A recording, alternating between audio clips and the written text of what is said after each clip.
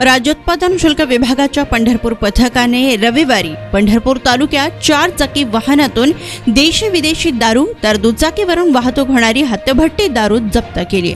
सविस्तर वृत्त असे की रविवारी दुपारच्या सुमारास राज्य उत्पादन शुल्क विभागाचे पंढरपूर निरीक्षक पंकज कुंभार यांनी त्यांच्या पथकासह पंढरपूर तालुक्यातील भाळवणी ते पिराची कुरोली रोडवर देशी विदेशी दारूंची वाहतूक होत असल्याच्या मिळालेल्या खात्रीलायक बातमीनुसार सापळा रचला होता।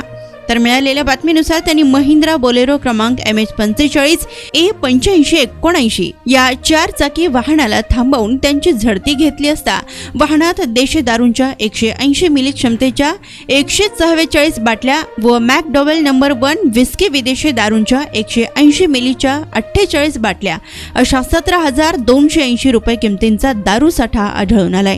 या कारवाई दरम्यान वाहन चालक पांडुरंग भीमराव कारंडे वय 46 राहणार माहीम तालुका सांगोला या इसमास अटक करण्यात आली आहे। तर या कारवाईत वाहनाच्या किमतीसह पथकाने 4,24,480 रुपये किमतींचा मुद्देमाल हस्तगत केलाय।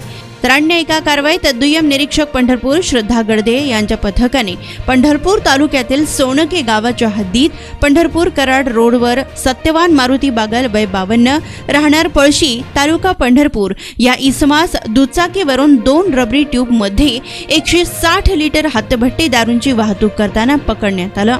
तर त्यांच्या ताब्यातून 73,200 रुपये किमतीचा मुद्देमाल जप्त करण्यात आलाय।